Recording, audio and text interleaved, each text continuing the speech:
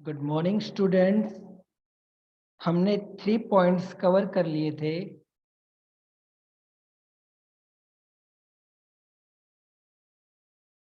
Three points are factor affecting, जो soil erosion को factor effect करते हैं ना, उसके हम 3 पॉइंट ऑलरेडी कवर कर चुके थे। Number 1 is rainfall, number 2 is slope, number 3 is vegetation. So next is tillage. Tillage क्या होता है देखो, the infiltration and permeability of the soil is improved by the practice of proper tillage and thereby reducing the chance of erosion.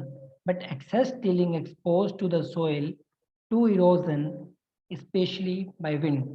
Tillage क्या होता है देखो, दो term I, infiltration and permeability. जब वाटर का इन्फिल्ट्रेशन ग्राउंड तक हो जाता है, जब वो अंदर चला जाता है, डेट मीन्स वो क्या हो गया, इन्फिल्ट्रेशन। और जब न्यूट्रिएंट के साथ मिलके जाए, डेट इज परमेबिलिटी। ठीक है। तो इन्फिल्ट्रेशन और परमेबिलिटी ऑफ सॉइल क्या करती है, प्रैक्टिस ऑफ प्रॉपर टिलेज करती है। अगर हम बार बार इन्फिल्ट्रेशन और परमेबिलिटी अगर सॉइल के अंदर हो रहा है, डेट मीन्स वहाँ पे सॉइल इरोजन होने के चांस कम हो जाते हैं। बट अगर हम कुछ ज़्यादा ही टिलेज कर देंगे, तो जिससे क्या होता है, ज़्यादा टिलेज करने से जो अंदर की सॉइल है, जो वेट सॉइल है, वो भी क्या हो जाएगी, एक्सपोज हो जाएगी। अब सोइल एक्सपोज हो जाएगी तो उसकी वजह से क्या होगा, वो विंड के थ्रू उड़ जाएगी। ठीक है। सो एक्सेसिव उसके लिए क्या होता है, इरोजन कर देता है। ठीक है। Number 2 is nature of soil. Soil का नेचर कैसा है, उसकी प्रॉपर उसकी नेचर कैसा, लाइक ब्लैक सोइल है, रेड सोइल है, लेटरेट सोइल है, ठीक है, सैंडी सोइल है, क्लेई सोइल है, कि कैसी सोइल है। उसका टेक्सचर कैसा है, टेक्सचर में स्लिट कंटेंट ज़्यादा है, ठीक है, या फिर क्ले कंटेंट ज़्यादा है, या फिर उसका सैंड कंटेंट ज़्यादा है। नंबर 3 स्ट्रक्चर, कि उसका स्ट्रक्चर कैसा है, उसका स्ट्रक्चर प्लेटी है, कोल्यूमनर है, ब्लॉकी है, प्रिज्मेटिक है। ठीक है, कि उसका स्ट्रक्चर कैसा है, ग्रेनुलर है। ठीक है ना। So that is structure. Organic matter कितना प्रेजेंट है सोइल के अंदर, amount of kind of salt, कौन सा सोल्ट प्रेजेंट है और कितनी अमाउंट में प्रेजेंट है। हार्ड पैन सोइल में कैसा है देखो, हार्ड पैन क्या होता है, ज्यादा वाटर की वजह से क्या होता है, जो सोइल के अंदर डी होरिजोन होता है, उससे पहले एक हार्ड स्ट्रक्चर बन जाता है, हार्ड लेयर बन जाती है, जिसे हम बोलते हैं हार्ड पैन। ठीक है। अब क्या कह रहे हैं कि बार बार सोइल मॉइस्चर ज्यादा होगा, सोइल मॉइस्चर ज्यादा होने से क्या होगा, इरोजन ज्यादा हो सकता है। क्यों, अगर ज्यादा टाइम तक सोइल मॉइस्चर ज्यादा रहा, जिसकी वजह से ऊपर की सोइल क्या हो जाएगी, लूज हो जाएगी। ऊपर की जो सोइल है वो लूज हो जाएगी, और लूज होने की वजह से विंड के थ्रू वो इरोजन हो सकती है। so this is also an factor. Next factor is wind velocity. Wind velocity, speed of wind depend करेगी कि स्पीड क्या है विंड की। जितनी ज्यादा स्पीड होगी उतनी ज्यादा उसका इरोजन होगा, और जितनी कम होगी उतना कम ही उसका इरोजन होगा। ठीक है। नेक्स्ट हम मूव करते हैं इफेक्ट ऑफ सॉइल इरोजन, कि क्या क्या इफेक्ट हो सकते हैं सॉइल इरोजन के।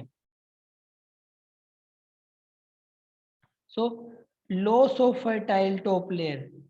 टॉप लेयर कौन सी होती है, ओ लेयर और ए लेयर, है ना। तो अगर ज्यादा इरोजन होगा, जो टॉप लेयर प्रेजेंट होती है टॉप होरिजन में, वो सोइल क्या हो जाएगी, लॉस हो जाएगी, वहां से खत्म हो जाएगी। अगर वो खत्म होगी तो सोइल की फर्टिलिटी डिक्रीज हो जाएगी।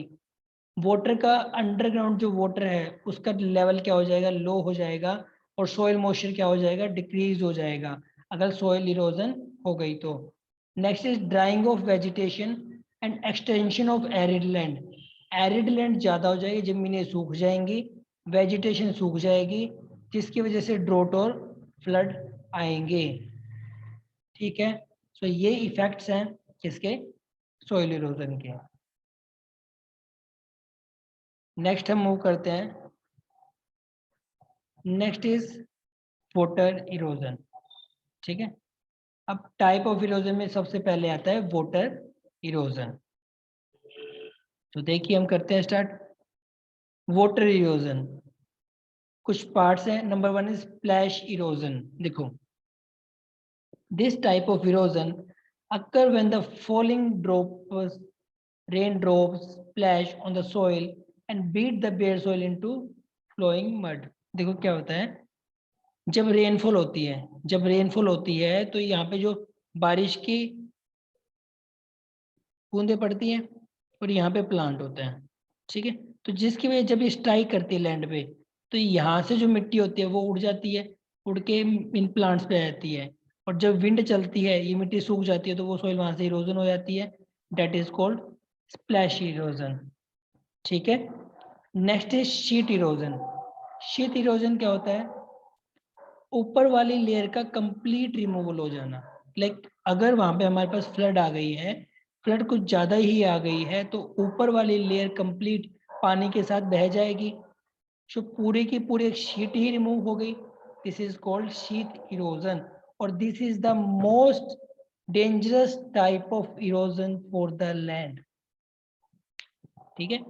This occur when the soil is removed uniformly in a thin layer from the entire surface area. ऊपर की जो एक थिन लेयर जो होती है वो कंप्लीट रिमूव हो जाएगी. Movement of soil by splash erosion is the primary cause of sheet erosion. ठीक है, जो मूवमेंट होगा स्प्लैश इरोजन का, सॉरी सोइल मूवमेंट होगा जो स्प्लैश इरोजन का, वो प्राइमरी कॉज होगा, सबसे पहला कॉज होगा शीट इरोजन का. बिकॉज देखो, अगर स्प्लैश इरोजन हुआ तो पानी इकट्ठा होगा, पानी इकट्ठा हुआ तो धीरे धीरे क्या पानी ज्यादा भर जाएगा और धीरे धीरे क्या वो मूव करेगा, तो जो इसके टॉप वाली सोइल है वो क्या हो जाएगी, रिमूव हो जाएगी. तो this is called sheet erosion. Clear है यहाँ तक? तो नेक्स्ट मूव करते हैं. Next is reel erosion. Reel erosion, this type of erosion take place when the run of water blending with the soil flowing along with slopes form a finger-like channel. Rill erosion is an intermediate stage between sheet and gully erosion. देखो क्या होता है, ध्यान से समझना इस point को. यहाँ पे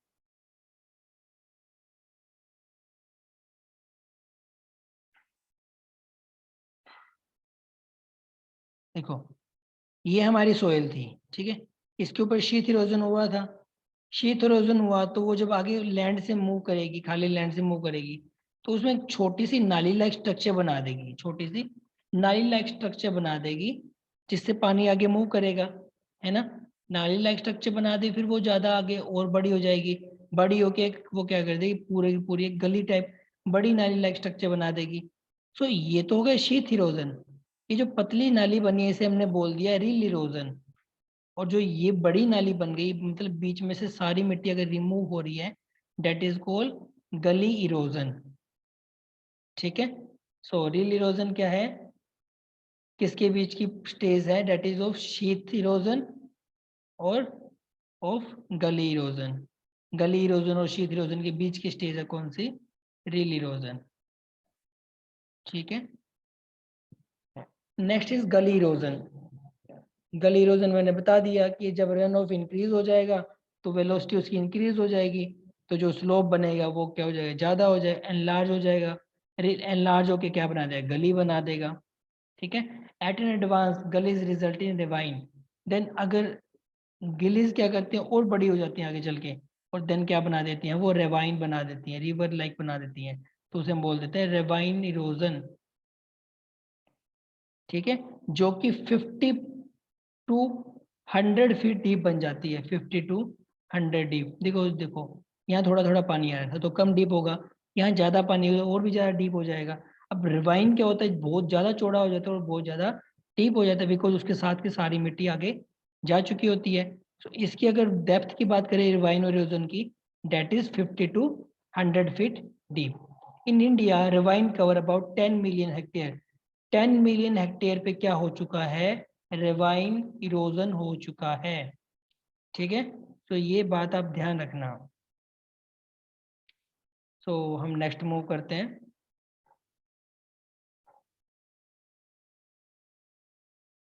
नेक्स्ट इज स्लिप इरोजन. ठीक है, अब स्लिप इरोजन क्या होता है, landslide cause slip erosion, big masses of soil and rock slip down, thus damaging the field in the foothills and causing the obstruction in the communication. The effect of slip erosion is localized. ठीक है, is localized. क्या होता है जब landslide होता है, ठीक है, लैंडस्लाइड होता है तो बीच में से त्रेड़े आ जाती हैं, बीच में से क्रैक्स आ जाते हैं. अगर बीच में से क्रैक आ जाएगी तो काफी मास सोइल का डिस्टर्ब हो जाएगा, वहां से काफी सोइल का मास पीछे चला जाएगा या साइड में चला जाएगा, है ना, जिसकी वजह से क्या होता है फील्ड सारे के सारे डैमेज हो जाते हैं. ठीक है, ऑब्स्ट्रक्शंस आते हैं, इसे हम बोलते हैं स्लिप इरोजन. ठीक है बेटा. Next is stream bank erosion, she शोर इरोजन. अब स्ट्रीम बैंक इरोजन क्या होता है? Stream and river change their courses by cutting one bank and depositing the slit flowed on the other. देखो, जब रिवर्स चलती हैं तो उसके जो साइड में स्ट्रीम्स होती हैं, मतलब जो उसकी दीवारें होती हैं, वहां से वो क्या करती है, सोइल को कट करती हैं. वहां से वो सोइल को कट करेगी ना, जैसे ये रिवर है.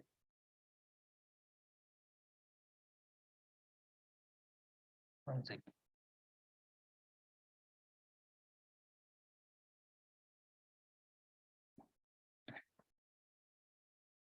जैसे ये रिवर है, ठीक है, ये रिवर है, तो इसके साथ की जो दीवार होगी, इसके साथ की जो दीवार होगी, ये वाली दीवार जो इसके साइड में होगी, मिट्टी जो अटैच होगी, और यहाँ पे जो मिट्टी होगी, रिवर क्या करेगी, इसको कट करके अपने साथ ले जाएगी. इसको कट करके अपने साथ ले जाएगी ना जब फ्लो करेगी. सो क्या होगी, यहाँ से कट करती है और वो कहीं और जाके छोड़ देती है उसे. यहाँ से कट करती है और रिवर कहीं और जाके उसे छोड़ देती है उस लोड को. ठीक है, इसे हम बोलते हैं स्ट्रीम बैंक इरोजन. जो रिवर का स्ट्रीम बैंक होता है, जो नदी का किनारा होता है, वहां से वो मिट्टी को काट के आगे ले जाती है और कहीं और पे उसे छोड़ देती है. That is also a part of erosion, water erosion. Next is during flash flood the damage is much accelerated. जब फ्लैश फ्लश होता है, जब बहुत ज्यादा फ्लड आता है तो डैमेज ज्यादा हो जाता है.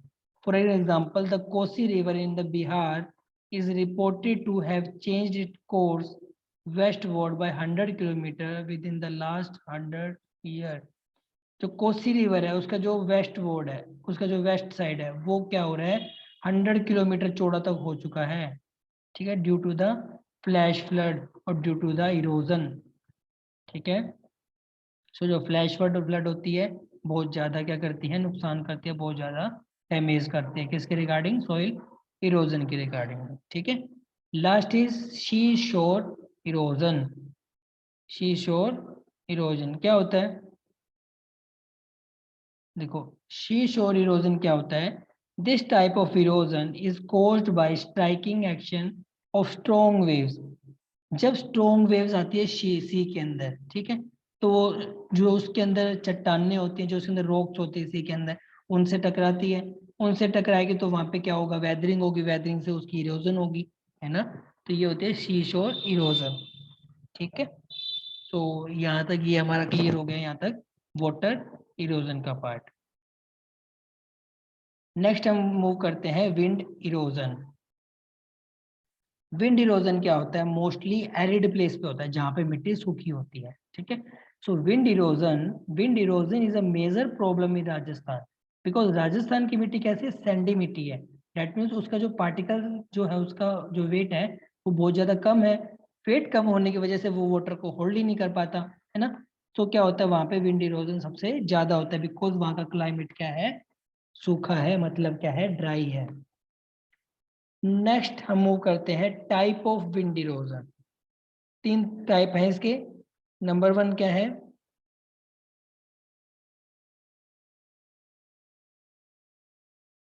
Number 1 suspension. सस्पेंशन इरोजन क्या होगा? ठीक है, सस्पेंशन इरोजन होगा जो फाइन पार्टिकल होगा, जो फाइन पार्टिकल होगा less than 0 mm in size are moved parallel to the surface and upward into atmosphere. ठीक है, 0.1 mm साइज का जो पार्टिकल होगा एटमॉस्फेयर में पैरेलल मूव करेगा due to the strong wind. The most spectacular of an erosive process, this particle can be carried high into atmosphere.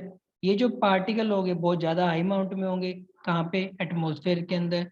Returning to the earth only when the wind subsidise, ये return कब आएंगे अर्थ पे, जब क्या होगा, wind की speed कम होगी। जब विंड सब्सिडाइज हो जाएगी, उसकी स्पीड बिल्कुल कम हो जाएगी, तब वो क्या हो जाएंगे, नीचे बैठ जाएंगे।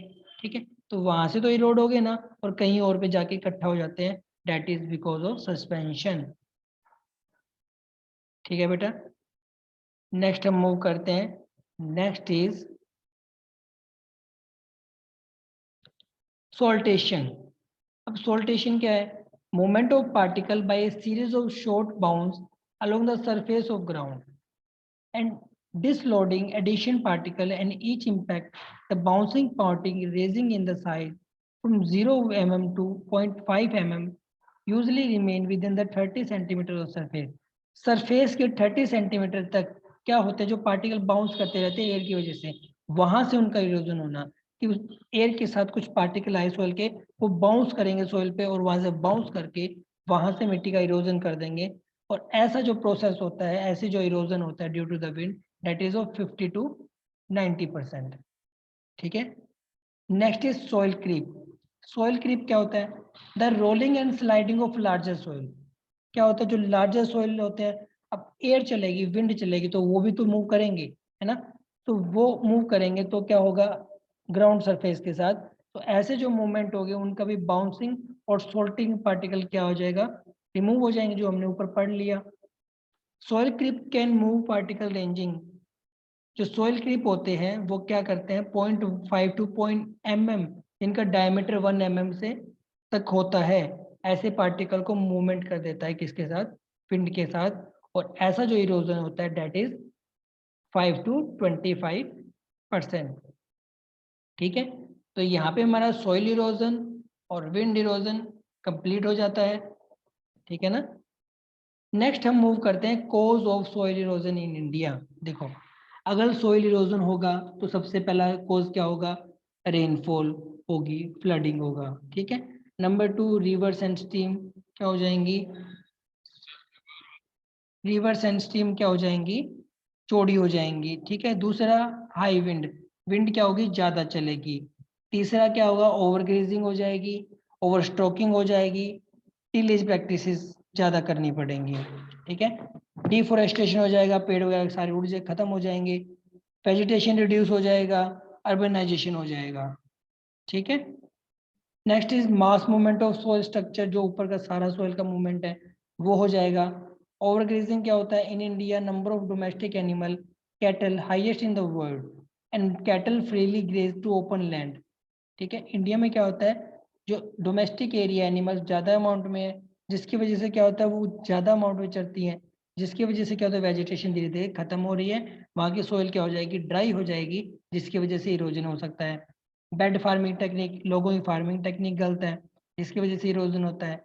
टोपोग्राफी इफेक्ट करती है, कि अगर ऊपर के एरिया पे है तो वाटर स्लाइड होगा, जिसकी वजह से इरोजन हो सकता है, स्लोप पे वाटर स्लाइड होगा, जिसकी वजह से इरोजन हो सकता है।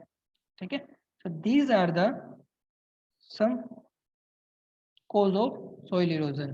अब soil erosion को prevent कैसे कर सकते हैं, ठीक है, सो हम कंटूर प्लोइंग करेंगे, जो हम प्लोइंग करेंगे वहां पे हम टेरेस बना देंगे फाउंटेन पे।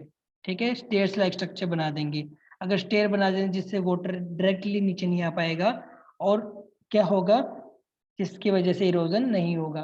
प्लेन पे क्या करेंगे, विंड ब्रेक लगा देंगे, मतलब हमारी जो क्रॉप्स है उसके साइडों में, हमारे जो सोयल प्लॉट है उसके साइड में ट्रीज लगा दो, जिसकी अगर वजह से अगर हवा चलेगी तो मिट्टी को लेके वो नहीं जा पाएगी, वो एयर वहीं पे रुक जाएगी। ठीक है, next is leave unploughed grass type, वहां पे जहाँ पे ग्रास को रहने दो लैंड पे, उसको प्लो मत करो, जिसकी वजह से क्या होगा, वो ड्राई नहीं होगी soil. Make sure that there is always plant growing in the soil that is rich in humus. जो हमारी सोइल है, हमें पक्का ये पता होना चाहिए कि जो हम जिस सोइल में हम कल्टीवेट कर रहे हैं, प्लांट को ग्रो कर रहे हैं, वो सोइल क्या होनी चाहिए, ह्यूमस रिच होनी चाहिए। ठीक है, और नेक्स्ट इज हमें अवॉइड करना है किसको, ओवर ग्रेजिंग को, किसको, ओवर ग्रेजिंग को, जो एनिमल घास खाते हैं। Next is allow indigenous plant to grow along with river bank, river bank के साथ हमें इंडिजिनस प्लांट लगाने चाहिए। क्यों? वो सोइल को होल्ड रखेंगे और जो रिवर वाटर आता है वो उसको इरोड नहीं कर पाएगा। ठीक है। नेक्स्ट, वेटलैंड को कंजर्व करना चाहिए, लैंड को कल्टीवेट करना चाहिए, क्रॉप रोटेशन सिस्टम बनाना चाहिए, मिनिमम और नो टिलेज, टिलेज ना करो तो अच्छा है, जो वाटर इन्फिल्ट्रेशन उसको रिड्यूस करो, रन ऑफ को रिड्यूस करो, शिफ्टिंग और जूमिंग और slash one type of agriculture should be ban. Shifting और जूमिंग क्या होता है कि एक जो लैंड है उस पर हमने क्रॉप लगाई, देन उसको जला दिया, नेक्स्ट पे उसको क्रॉप लगाई, तो इसको बैन करना चाहिए। ठीक है। Next is shifting of river and canal beds, reoccurrence of landslide, adverse effect on economical prosperity and culture development। ठीक है। जो रिवर जो सिल्टिंग होती है, ठीक है, और लैंडस्लाइड होती है, इसके एडवर्स इफेक्ट आते हैं। विंड इरोजन क्या करता है? रिड्यूस कर देता है कैपेसिटी ऑफ सॉइल को, बिकॉज उसकी जो ऊपर की लेयर है वो रिमूव हो जाती है, जिससे उसके प्लांट के अंदर न्यूट्रिएंट रिक्वायर होते हैं। ठीक है, बिकॉज ऊपर की लेयर तो उड़ चुकी है ना। सो हमारा ये चैप्टर कंप्लीट हो जाता है यहाँ पे। ठीक है, कल से हम नेक्स्ट चैप्टर स्टार्ट करेंगे। Till then take care, bye bye.